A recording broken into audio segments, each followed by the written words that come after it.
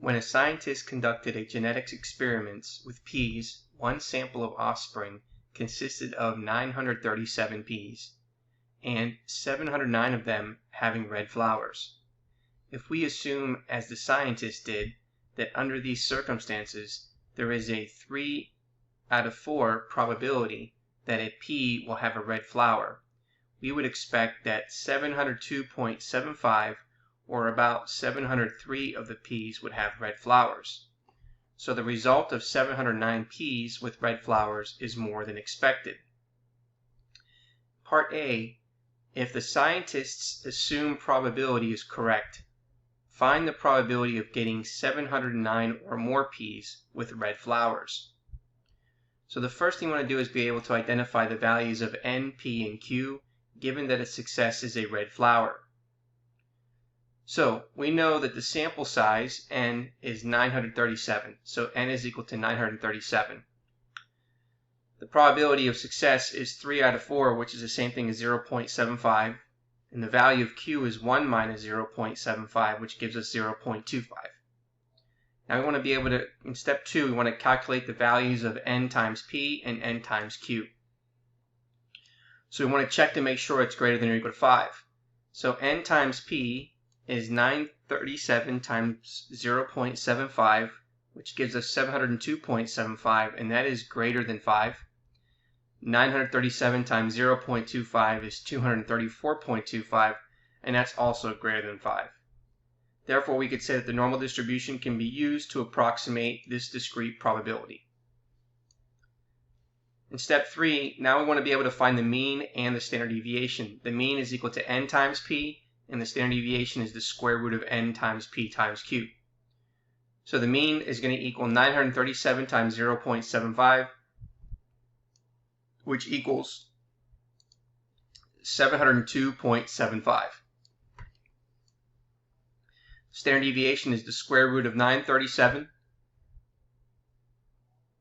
times 0.75 times 0.25, which is equal to the square root of 175.6875. And rounding it to 3 decimal places, we get a standard deviation of 13.254716. Now what we're going to be able to do is draw a normal distribution that's centered about the mean, which is equal to 702.75, and then draw a vertical strip area that's centered over x is equal to 709. Now, since it is 709 or more, this is the same as at least 709, which includes 709 and above. So we're going to shade to the right of the continuity correction. So let's go ahead and then draw our bell curve. So we draw our bell curve and then label the mean and the value of x. So we know the mean is located at 702.75.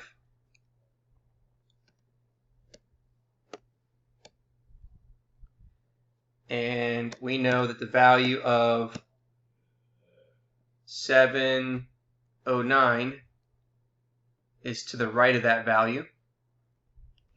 Now again, it says 79 or more is the same thing as at least 709. So at least tells us that we need to include the value, and it's going to be to the right of the continuity correction.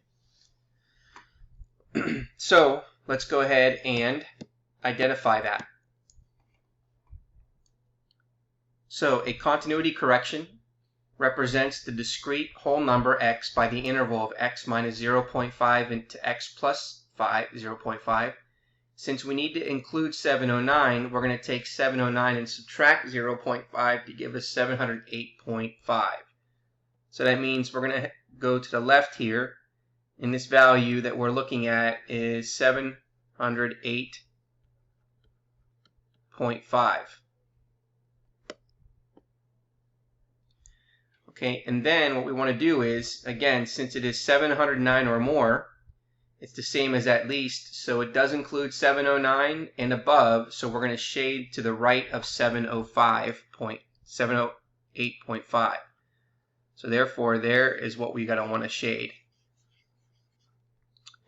So now what we want to do is we want to convert that value to a z-score, so we're going to go ahead and then draw the c-scale right underneath it. Now the mean for the z-scale is 0, We want to find the z-score for 708.5.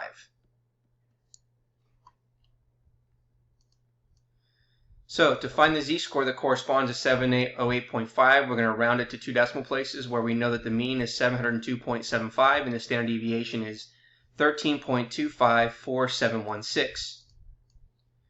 So we're going to substitute our values into the formula for the z-score. 708.5 minus 702.75 divided by 13.254716 gives us 0.433807. Rounding it to 2 decimal places gives us a z-score of 0.43. So coming back up here, we're going to now draw or write the z-score of 0.43 that corresponds to 708.5. And now what we want to do is we're going to go to StatCrunch and then use that to find the area to the right of 0.43. So in order to do that, we're going to go ahead and select Stat, Calculators, and scroll down to Normal. Okay, we want to make sure our mean is 0, our standard deviation is 1. Since we want it to the right, we want to change the inequality symbol to be greater than, and then put in our z-score of 0.43, and that's going to give us that probability there. So let's take a look at the probability. So if we want to round that to 4 decimal places, it's going to give us 0.3336. So the area to the right of z equals 0.43 is 0.336, rounded to 4 decimal places.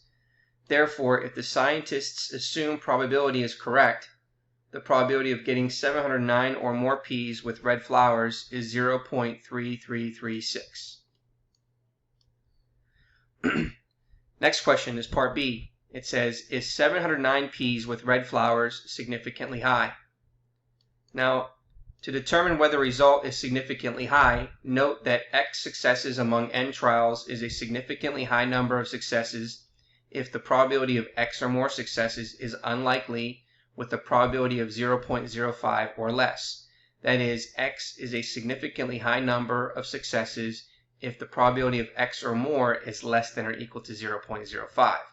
So if we take that probability of 0.3336, we're going to compare it to that. So note that the probability found in part A corresponds to the probability of X or more successes, where X is equal to 709. Thus, to determine if 709 peas with red flowers is significantly high, we compare the probability found in part A to the probability of 0.05, and we can see that 0.3336 is greater than 0.05. So we would say no, because the probability of this event is greater than the probability cutoff that corresponds to a significant event, which is 0.05. Part C. What do these results suggest about the scientists' assumption that 3 out of 4 of peas will have red flowers?